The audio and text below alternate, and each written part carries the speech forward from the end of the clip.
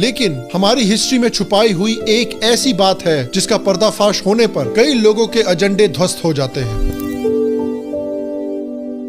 Doctor Ambedkar का मानना था कि मुस्लिम सोसाइटी में हिंदू सोसाइटी से भी ज्यादा प्रॉब्लम्स हैं। Hinduism is said to divide people, and in contrast, Islam is said to bind people together. This is only a half truth. For Islam divides as inexorably as it binds. Doctor Ambedkar कहते थे कि भारत में दिखाया जाता है कि Hinduism divide करता है लेकिन इस्लाम सबको जोड़ता है, लेकिन ये बिल्कुल गलत है। डॉक्टर अंबेडकर का मानना था कि इस्लाम की जो ब्रदरहुड है, जो इक्वालिटी है, वो सिर्फ और सिर्फ मुस्लिम्स पर लागू होती है, नॉन मुस्लिम्स पर नहीं। Allegiance of a Muslim does not rest on his domicile in the country which is his, but on the faith to which he belongs. Wherever there is the rule of Islam, there is his own country. In other words, Islam can never allow a true Muslim to adopt India as his motherland and regard a Hindu as his kith and kin. उनका तो यहाँ तक मानना था कि Muslims एक हिंदू के लिए कभी भी किसी दूसरे मुस्लिम के खिलाफ लड़ाई नहीं करेगा। Muslim laborers will not join Hindu laborers in the fight of labor against capital. Why?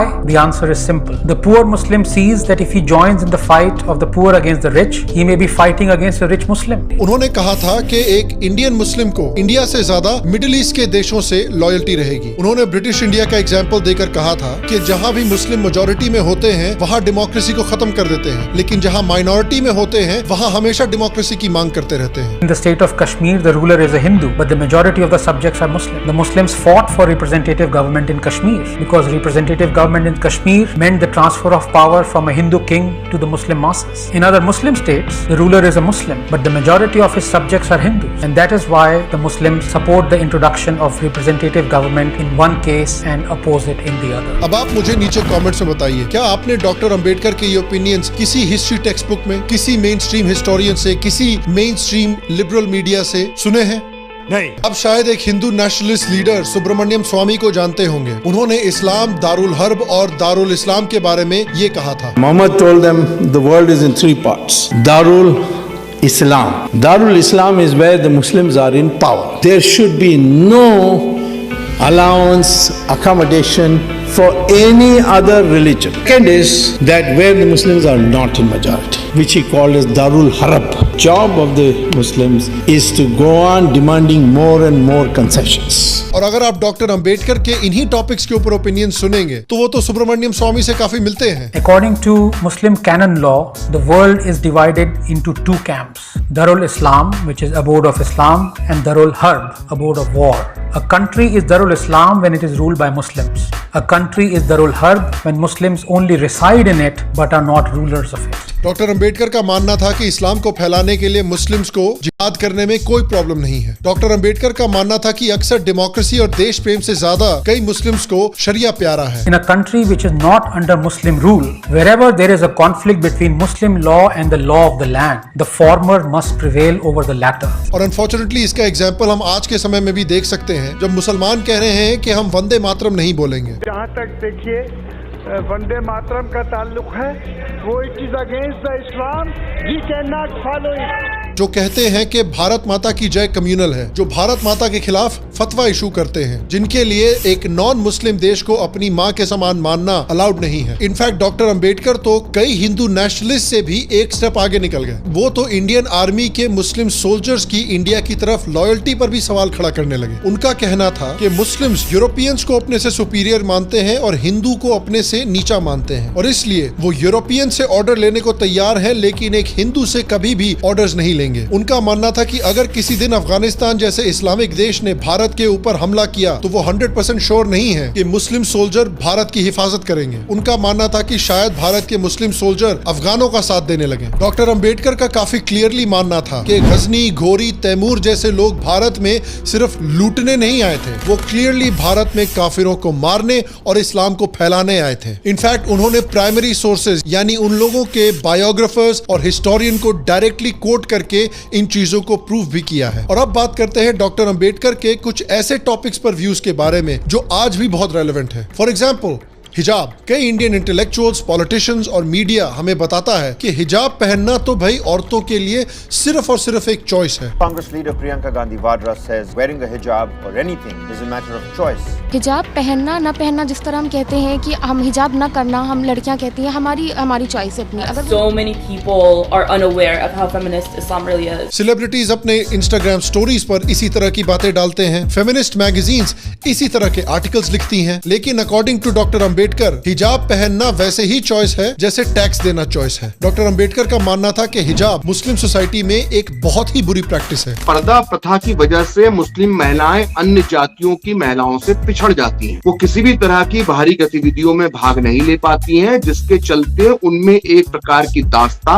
और हीनता की मनोवृत्ति बनी रहती। पर्दे वाली महिलाएं प्रायः डरपोक, निस्सहाय, शर्मीली और जीवन में किसी भी प्रकार का संघर्ष करने के अयोग्य हो जाती हैं। उनका मानना था कि हिजाब से औरतों को कई बीमारियां भी होती हैं। कि मुस्लिम महिलाओं के स्वास्थ्य पर पर्दा प्रथा की वजह से बुरा असर पड़ता है। वो खून की कमी, टीबी और अन्य रोगों से पीड़ित हो जाती हैं। उनका शरीर भी मजबूत नहीं रह पाता और उनकी हड्डियां निकल आती हैं। एक और मुद्दा जिस पर आजकल बहुत डिस्कशन हो रही है वो है फ्रीडम ऑफ एक्सप्रेशन। हमने देखा है कि कैसे अपनी फ्रीडम ऑफ एक्सप्रेशन का इस्तेमाल करने की वजह से नुपुर शर्मा की पूरी जिंदगी बर्बाद हो गई है। डॉक्टर अंबेडकर ने भी कहा है कि मुस्लिम सोसाइटी में फ्रीडम ऑफ एक्सप्रेशन अलाउ नहीं करते और अक्सर free discussion, freedom of expression को रोकने के लिए हिंसा का इस्तेमाल करते हैं। डॉक्टर अंबेडकर का मानना था कि मुस्लिम पॉलिटिक्स डेवलपमेंट के बजाय रिलीजन पर सारा ध्यान डालता है। He says there is thus a stagnation not only in the social life but also in the political life of the Muslim community in India. The Muslims have no interest in politics as such. Their predominant interest is religion.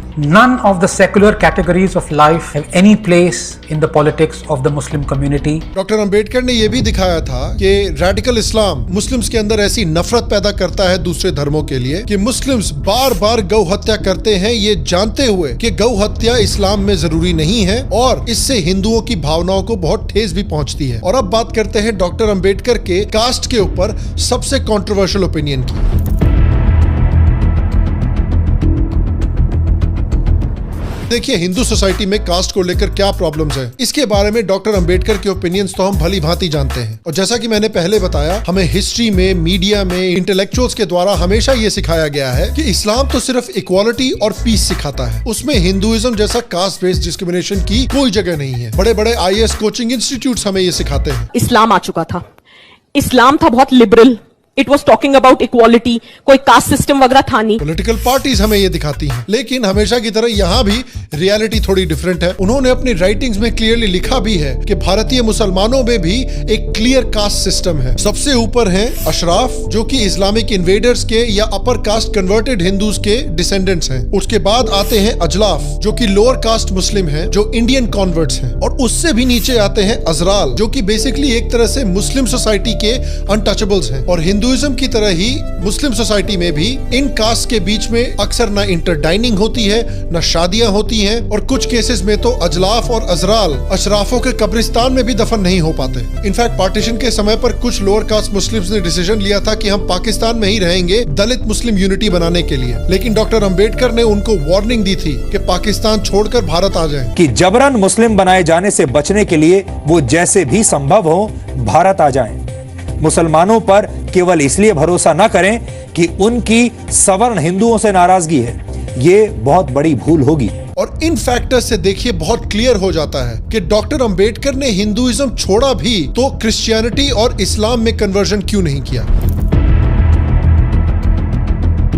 Doctor Ambedkar का मानना था कि अगर दलित इस्लाम में convert हो गए तो उनकी जो नेशनलिस्टिक फीलिंग है वो ही खत्म हो जाएगी। If they go to Islam, the number of Muslims will be doubled and the danger of Muslim domination also becomes real. Salman हमारे मित्र हैं, ये मानने की बुरी आदत दलितों को लग गई है, जो अत्यंत गलत। कभी भी डॉक्टर अंबेडकर ने दलित मुस्लिम एकता के बारे में कोई बहुत अच्छे विचार नहीं रखे। इनफैक्ट उनको हैदराबाद के निजाम से पैसे भी ऑफर किए गए थे अगर वो इस्लाम में कन्वर्ट हो जाते हैं, लेकिन उन्होंने सीधे मना कर दिया क्योंकि वो पाकिस्तान और बांग्लादेश की तरफ भारत के टुकड़े नहीं होने देना चाहते थे। और डॉक्टर अंबेडकर के इन्हीं ओपिनियंस की वजह से doctor Ambedkar prime minister Nehru के माइनॉरिटी अपीजमेंट से बहुत नाराज भी रहते थे। प्रधानमंत्री नेहरू का पूरा समय और ध्यान मुसलमानों की सुरक्षा के लिए लगा होता है, लेकिन क्या सिर्फ मुसलमानों को ही इस देश में सुरक्षा की आवश्यकता है? क्या दलितों, आदिवासियों और ईसाइयों को सुरक्षा की आवश्यकता नहीं है, ये उन्होंने अपने इस्तीफे में लिखा है। लेकिन हमको क्या पड़ा है कि डॉक्टर अंबेडकर ने